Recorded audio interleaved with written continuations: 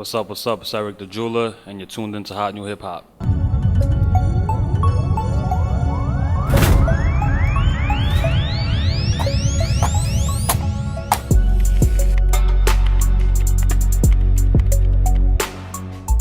So I go by the name Eric the Jeweler.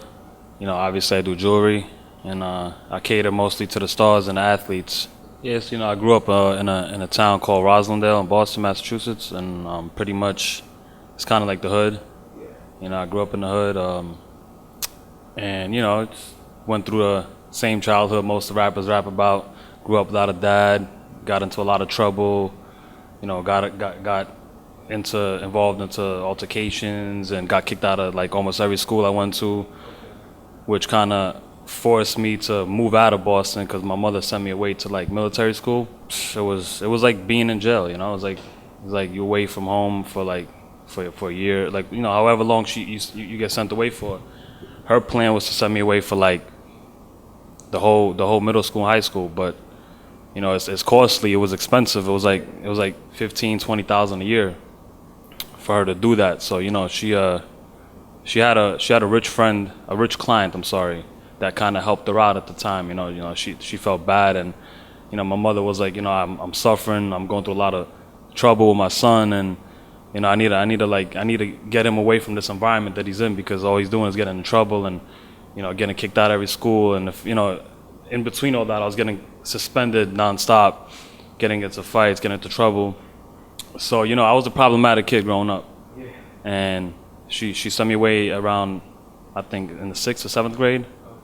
Okay. Yeah, What's military school like? Like, what do they got you doing? Waking up bright and early? Basically, everything's like on time. Like, you got to wake up at 6:15 on the dot. You got to be out of the bed. Your bed got to be made, and you got to be dressed in the uniform, in the military uniform, by 6:15. So they wake you up at 6 in the morning, and by 6:15 you got to be up. Bed got to be made, and you got to be dressed in a uniform and ready to go outside and march. And in the wintertime, it was very cold, and you know, you got to get up and march for like a whole hour in the winter. And then you go eat breakfast and then start your day and go about your classes, because it's school, you know, but they discipline you at the same time. So I was doing that every day. We went to sleep at 9 p.m. We went to sleep at 9 p.m. on the dot. Everything's on regime, you know? Yeah. So that's, you know, that's how it was. You didn't have no cell phones, nothing. You wanted to contact anybody, you have to write letters. And if you have good behavior, they would let you like use the payphone once in a while, you know? Her plan was to keep me there for at least a good year or two, you know? But like always, it's almost impossible to get kicked out of military school, and they kicked me out because of my behavior. But like, they let me finish the year, but they said, we're not accepting your son back anymore. They told my mother, they sent a letter like, we're not gonna be able to accept him back. It was called Carson Long Military School. It's in Pennsylvania, in the middle of nowhere, in the woods, you know? It was far away from home, and you know, I was depressed over there. Like that actually like impacted me in a way, you know. Like I didn't want to go back there, so like I kind of improved in a way.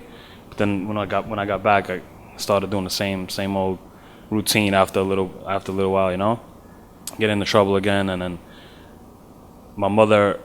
So how I moved to New York is my mother got remarried, and she, you know, the person she got remarried to moved over here. So she was a single mother for 14 years of my life. I grew up without a dad. So then, you know, my stepdad came along, the guy she married, and he lived in New York. So he had moved her out, you know, to New York, and obviously I went with her. And then that's when I started doing my hustle out here. I was always a hustler, like I had it in me. And that's when I just started running around in the streets of New York and, you know, meeting people. Like, you know, I know how to make friends very quick.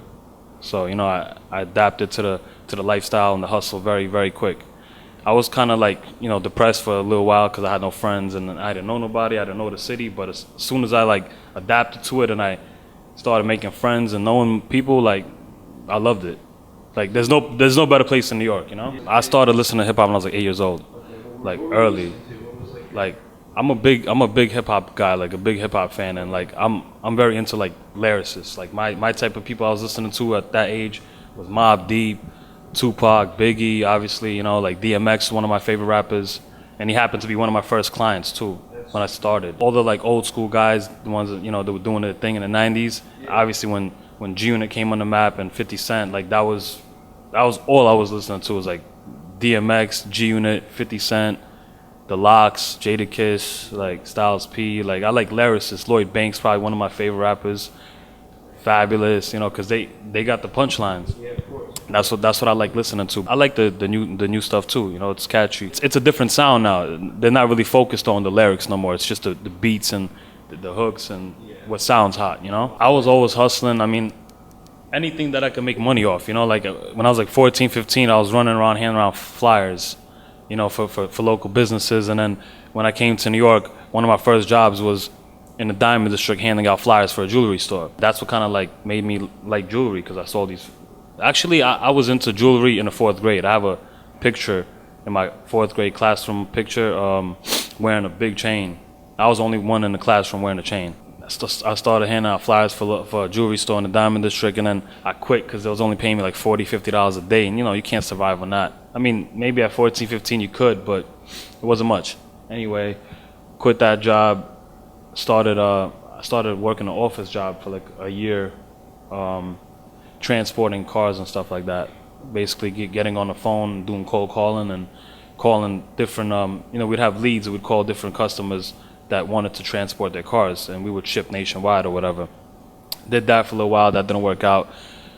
Went back to the jewelry, had got a job at a jewelry store that I worked at for about 3 years, 4 years, and that's what really let me gain my experience, because I was actually running the store. I was managing the store, and you know, so for like 3, 4 years I was doing that, and that's where I got most of my experience, you know, to tell what's real, what's not, you know, to appraise diamonds and gold and stuff like that. And you know, I always had the hustle in me. I always knew how to sell, know how to talk, so mix that with that, and you know, I was a good salesman. And then that's where I met DMX, and he had you know, we built a relationship or whatnot, and he had invited me to this show called Rock the Bells one time. I was like 19 at the time, and we backstage, and for the first time in my life, I'm seeing like all the rappers I grew up to. Like Nas was there, The Lox was there, and this was around the time when like Big Sean and 2 Chainz just came out. Okay. And you know, they were all there, so I was meeting all these rappers backstage. They was all coming to pay their respect to DMX, and I was meeting all of them. And you know, and that's why I told myself, like, you know what, I want to start selling jewelry to all these guys. Like, I want to get my name out there, and I want to be the one that's supplying the jewelry and the bling for all the rappers. Kind of that moment where it all. That moment, I'm like, you know what, like, I got to start making these connections, taking down these phone numbers, networking. And then from there on, I just, you know, I met people that introduced me to other people, and then it just went on from there. Like, maybe 6 months down the line is where I quit the job at the jewelry store that I worked at. And I told myself, I'm going to just do this whole thing on my own. I'm going to hustle. I'm going to go back to the Diamond District, because that store was in Harlem. It was on 125th. So I went back to the Diamond District. I just started hustling on my own, you know, like learning the business, the trade, learning the prices and whatnot. Like I literally started from the ground up, from the bottom. I didn't have no money, nothing. I had maybe like $20,000 saved up at the time. And with that, like I just, you know, I made from nothing into something. It's tough because like in the jewelry business, you gotta kind of behind the scenes, you gotta build your name up and your credibility up to work with people in the business. They gotta trust you, and you know, to get the merchandise. You know, obviously when I didn't have the money to invest in my own merchandise, I'd have to take from other companies and other wholesalers that would supply me, and you would have to build a trust for them to even give it to you. You know, and jewelry is expensive. Like one piece could be $50,000, $100,000, and that's something that they'll have to trust with you, and they'll give it to you, and you got to go and sell it and hustle and bring the money back. Just like any business, you know, like anybody in the streets, they got to plug, you know, they get trusted with the work, they got to bring it back. So that's the same thing with the jewelry. That's how I kind of started, and you know, I was building my clientele up at the same time, hustling. I would never even sleep. I'd be out till like 4 a.m, going to events, going to clubs, networking with people, and then, you know, making connections, getting my clientele up, getting my name up, and then, you know, obviously going back to the Diamond District in the morning. And if I did get any new potential clients, I would go and get the merchandise from people, send them pictures, show it to them. They liked it, they'll come and buy it, you know. And then that's how it just went on from there. And then the more sales, the more money I started making and reinvesting it into my own merchandise and kind of build it up. I mean, I'm not a morning person. I usually sleep through the whole morning. Like, I'm always out at night, and I'll come home at like 4 or 5 in the morning, and then wake up at like 12 or 1, and then go to work, and then just start hustling. You have like an office set up somewhere? Yeah, I got an office in the Diamond District, and I basically, I got my guys. I got diamond setters that that take these plain Jane watches and they ice them out. So I'm not really the one doing the physical labor. I have people doing that for me. So that gives me time to go out there and hustle and make the sales and build the connections and relationships and whatnot. And when I do get orders, I got graphic designers that make the custom pieces. And then, obviously they confirm with me. I stay on top of the orders. I look at what work they've done, and if I want anything changed, I'll tell them what to change. Then when I get the design done, that's when we cast it into gold or whatever. Once the gold is done, we give it to the diamond setters, and that's when they start drilling the holes and putting the diamonds in. So that that's how that goes. I don't really have to be there at all times for that to happen. So I'm just staying on top of all the guys doing it, all the workers, and making sure everything's getting done the right way. And there's a lot of times where orders get delayed because there's mess ups, and you got to go back and redo the whole thing, and because you got to make the client happy. You got to make sure that everything's on point, everything's to the T. So most people, they look at jewelers as, oh, he's filthy rich. He's inherited it from his family, because 90% of all jewelers, and they grew up in families that are jewelers, and it gets passed down, and they inherit the businesses. Most people that are jewelers nowadays, 90% are in a family business, like they're involved into the family business. So, and if they got the hustle in them, they'll go out there and make the most of it. And they'll, if a lot of jewelers, there's a lot of celebrity jewelers in the game. There's a lot of competition, and most of them are with their families. Like they came up with their family. So it's very few that actually did it on their own, started from the ground up. Obviously I'm one of them, but. So most of them they inherited through the family, and everybody thinks their jewelers are very rich, and they make stupid money because they sold something for 100,000 or they sold something for 500,000. People think that that's all profit. They think, oh, he just took $100,000 from me, he made $100,000. It's not true. In reality, I might have sold you something for 100,000 and could have only made $2,000 off the item, because it might have cost me 98,000 or could have cost me 95,000, and I only made, the profit margin is only 2,000 to 5,000. So, and most people don't realize that. We working with high numbers but small profit margins. You know what I mean? So, and we have to invest that money. We have to, if we're icing out a watch that cost us 100,000 to make, we're investing 100,000 to only make 5,000. It's if you really think about it, it's not worth it, because you gotta sit on the product and wait to find a potential buyer for it. Yeah. And it could take months before you actually find a buyer for the item. But you take the risk. If you want to add something new to the game, or a new flavor, and you want to create a new piece, you're taking a risk and you're taking an investment, because you're laying out your own money to create the piece, and then you gotta hopefully see if you could find a buyer to sell it to. And if you don't, you're stuck with it. There's many risks in my job, a lot. There's, because you're dealing with a lot of money. You're dealing with diamonds and gold. All that stuff costs a lot of money. It's like dealing with cash. It's like diamonds and gold is just as good as cash, if not better, because it goes up in value within time. There's really no easy part. It's a fun job in what sense? You get to travel a lot, because if you have the clientele and you build your clientele up, you could travel and see your clients and make trips out of it. You have a client in LA, let's say you fly out to LA, you sell them some jewelry, you make money, and you just got a free trip out of it. You go hang out. So it's like business and pleasure mixed together. When I was 20 years old, my first trip, I got flown out by Snoop Dogg.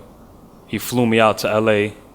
He paid for my flight, he got me the hotel, and I personally delivered him some jewelry for him and his wife. And once I walked in the room, the first thing I said is, yo, we gotta light one up before we do any business. And I was only 20 years old at the time, so I was young, and it was exciting for me. At this point, I've already dealt with some big names, and that feeling that you have when you get around people that big, when you're really nobody still, it's a different feeling. So you got to overcome that when you deal with certain people. Like after I've dealt with certain big names, I've overcame that feeling, you know. So when I walked in the room, I'm already like confident, and you know, I already know what's going on. Like some people, they get starstruck and they get stuck for a second, you know. But I overcame that by that point. 50 Cent helped me out as well. Like I've made back when he was promoting his SMS headphones, I made a SMS piece for him, and he had posted it on his gram, gave me a shout out, and then you know from there it kind of took off. And Snoop as well. Snoop used to post me on his gram like twice a week, you know, and that boosted up the following and got my name up, and you know from there on the sales just kept coming, you know. Yeah, so you know that helped a lot, and mostly just me hustling and grinding on my own, and just it's not like I don't make most of my money just from celebrities. Like it's the general public that I'm actually making most of the money on. The celebrities are just helping you get out there and promote you for the regular people to buy from you, you know? Yeah, bro, nobody gave me no advice, no tips, no nothing. Like nobody helped me. I had to literally struggle on my own. And there was times in my career where I was just like, you know what, like there's so many more bigger jewelers than me, and they're doing it at such a bigger scale, and there's no way I'm gonna catch up to them or even be in the same league as them. Like I felt like giving up many times in my career. Like at certain points, I'm like, yo, man, this shit ain't working out. You know, I'm not doing as well as they are. But I just kept going, and I didn't give up. And you know, every time something better would happen, and something like I'm moving at a slower pace than most jewelers because I don't have the you know, I don't have the funds that they have. I don't have the backup. You know what I mean? I don't have the push, because a lot of them. Yeah, it's just me. You know, a lot of these jewelers, they have their families, and their families are filthy rich, and they got all the money to put up and back you up, you know, to invest into you, you know. Nobody really invested into me. Like most of the jewelers got investors. They got people that are supplying them and backing them up all the way, you know. Me, I'm doing everything on my own. So it's hard. It's gonna take a longer process until I get up to that point. But I like that, you know, like makes me feel like self-made. Yeah, nobody's helping me out, and I'm getting to where I got to go on my own. And you feel better about it down the line, you know, all the things you've accomplished with no help. You know, obviously people helped me that came along the journey, you know, as far as like introductions. There's many people that introduced me to certain people that helped me in my career, you know, so that I could consider help. But as far as everything else, like I did it on my own. All the legwork, all the hustling, all the talking, all the connections I was making, and it's all on my own, you know. All the craziest, most ridiculous pieces were made in those times, like from 2000 to 2006 or 2007. You know, I mean, there's crazy pieces getting created now too, but they kind of humble down a little bit and getting like smaller pieces done. But definitely, like a lot of blinged out watches. Like back in the day, the only dope blinged out watch was a Jacob watch. Nowadays, like that trend faded, and now it's just Rolexes and Patek Philippe's and Audemars and actual brand names that have been around for a long time that are getting, you know, iced out, busted down. So yeah, like lately I've been swerving into the soccer world, which has been doing very good for me. You know, I've you know, Benzema's a friend. He's not really a client. As far as soccer clients, you know, I got some big names. You know, like Paul Pogba. He won the World Cup. You know, I'm icing out a watch for him right now. A Patek Philippe. You know, I've dealt with him. He plays for Manchester United, so he pretty much put me on the whole team. That's so dope. Yeah, so I've done stuff for Jesse Lingard, Marcus Rashford. They're some of the top players on that team. Eric Bailey. Neymar's 26th birthday in Paris. Personally delivering him some diamond tennis chains. Yeah. Set up the birthday scene. What did it look like? It was like a Met Gala type of vibe. Wow. It's like you walk in, everybody. It's a tux. Everybody's in tuxes and suits and bow ties. You know, everybody's dressed up, and there was some pretty big names that attended his birthday, obviously. Yeah. You know, but just that alone, you know, going to his 26th birthday to personally deliver him some chains and jewelry was a dope experience. You know, because Neymar is like one of the soccer gods now. You know, he's one of the biggest.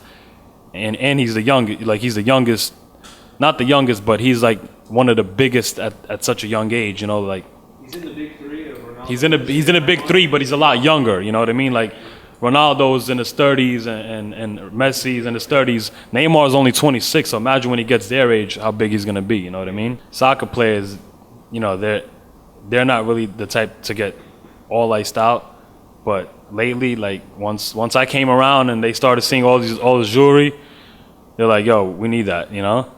So it's something like you don't see the average soccer player all blinged out. You mostly see rappers and all that blinged out. But once you introduce that to them, they fall in love with it, and it's like an addiction. Anybody that starts to wear jewelry that never did, or like most people just wear plain Jane watches or plain Jane jewelry. Once you introduce the ice to them and they see what it does for them and how it blings, like just a different like. It becomes an addiction. It's like getting a tattoo, and then you keep getting more tattoos. So it's like you cop your first piece of ice, you want to keep getting more. You want to just get more blinged out and more blinged out, because like it just draws the crazy attention. Like as far as women, you know, they see the ice, they go crazy.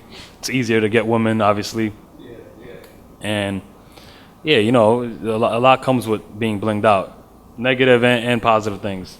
Yeah, it's definitely the Snoop and the 50 Cent piece. You know, that boost, because I was young at that time. My name wasn't up like that, so that boosted it. Recently I just made a piece for Diddy. Yeah, you wore it on TV? Yeah, he wore it on TV. It was on a big billboard in Hollywood, you know, because he's always talking about love. Yeah. So I made him a two-tone love pendant.